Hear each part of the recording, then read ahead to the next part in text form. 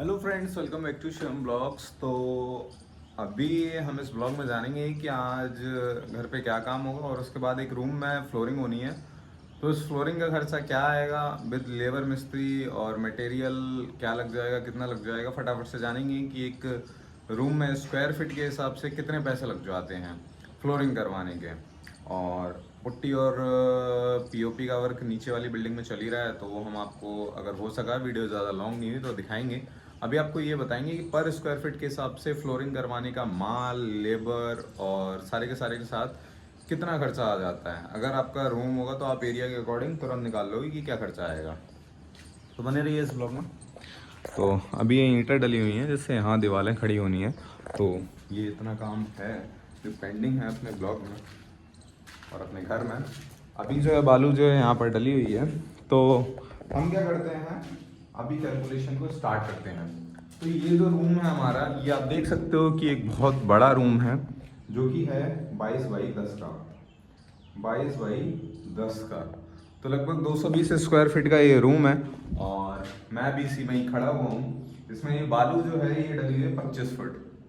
25 foot बालू डली हुई है और 25 फुट बालू में लगभग 2 बोरी का सीमेंट लग जाएगा। तो बालू जो है 700 रुपये फुट आ रही है। तो 25 फुट के पैसे जो हो जाएंगे, 25 फुट के जो पैसे हो जाएंगे, 70 रुपये फुट आ रही है, सॉरी, 25 फुट के जो पैसे होंगे वो 1750 रुपये हो जाएंगे यहाँ पर। अब उसके बाद 1750 रुपये होने के बाद अब इसमें डलेंगी 2 बोरी सीमेंट की। तो 350 का एक बैग आ रहा है। तो 700 रुपये हो गए, 1750 रुपये, 1750 प्लस 700, तो ये 2450 रुपये हो गए इस मटेरियल के जो यहाँ पर है। अभी इसमें 2 बोरी सीमेंट और आएगा। अब इसके बाद हम इसमें टाइलें कितनी लगेंगी ये देखते हैं। तो 220 स्क्वायर फीट था, तो 220 स्क्वायर फीट एक पेटी में 16 स्क्वायर फीट एरिया निकलता है। तो 16 से डिवाइड करेंगे इसको, 220 को, तो आ जाएगा ये 14 पेटी, 13.75 आएगा। अब 13.75 में ये बिछेगा ही बिछेगा। इसके बाद डेडो भी लगेगी तो उसके लिए एक पेटी और चाहिए। तो लगभग 15 पेटी लग जाएंगी यहाँ पर। और वो जो पैसे थे इसके, वो कितना हो रहे थे, 2450 रुपये कुछ हो रहे थे। मतलब 2500 रुपये का ये हो रहा था सीमेंट और बालू। और 15 पेटी, एक पेटी आ रही है 800 रुपये की सिंगल चार्ज। तो ये 12,000 रुपये की केवल टाइल्स हो गई। और ये जो था हमारा 2,500 रुपये का, मतलब 2500 रुपये का ये मटेरियल हो गया। अब उसके बाद हम बात करेंगे इसकी लगवाई कितनी होगी। अब लगवाई की बात करते हैं। तो लगवाई वो लेता है 15 रुपये स्क्वायर फीट। और एरिया जैसे हमने था 220, तो 220 के हिसाब से लगभग 3300 रुपये ये हो गए। और जो है 22 बाई 10 है, तो 22 × 2 44 प्लस 20 जो डेडो लगेगी उसका रनिंग फिट में लेता है। तो 64 हो गए ये, 64 × 15, 960 प्लस 3300, तो ये 4260 रुपये उसके हो गए बिछवाई और लगाने के टाइल्स। अब हम उसके बाद बात करेंगे किसकी, 12,000 रुपये के हमारे थे टाइल्स, प्लस 2,500 रुपये का ये मटेरियल, 2500 रुपये का। तो 18,000 रुपये, 18,760 रुपये हो गए इस रूम की लगवाई, केवल फ्लोरिंग करवाई। अब इसका स्क्वायर फीट के हिसाब से निकालते हैं। तो ये ना 220 स्क्वायर फीट में लगाने का है।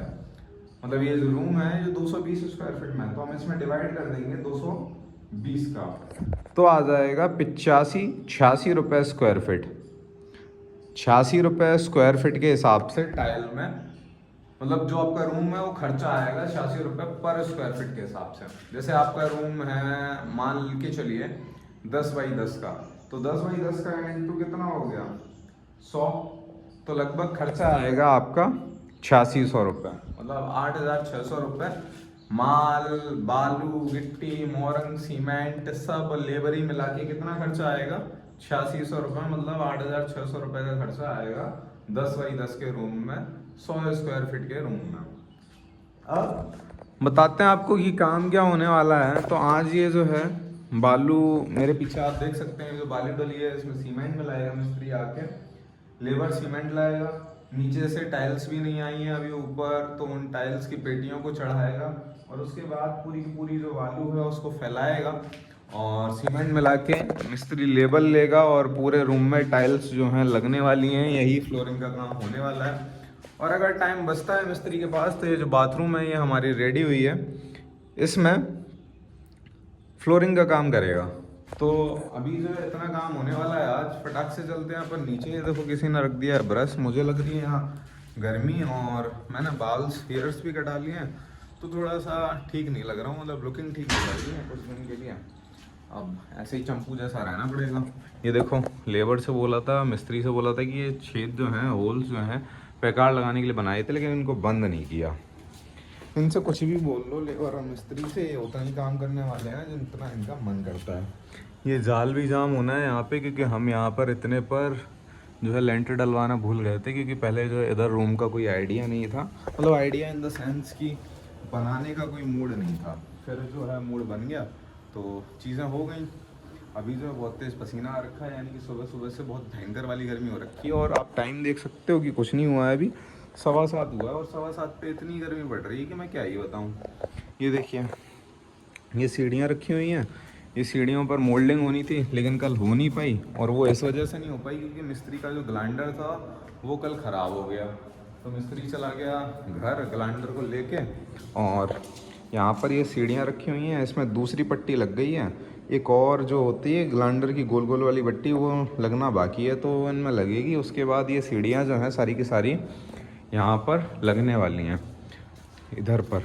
अब सीढ़ियाँ एक बार ही गिनते हैं कि कितनी हैं अपने यहाँ पर, 1 2 3 4 5 6 7 8 9 10 11 12 13 14 15 16, मतलब एक जीने में 16 सीढ़ी के आसपास हैं, 17 सीढ़ी।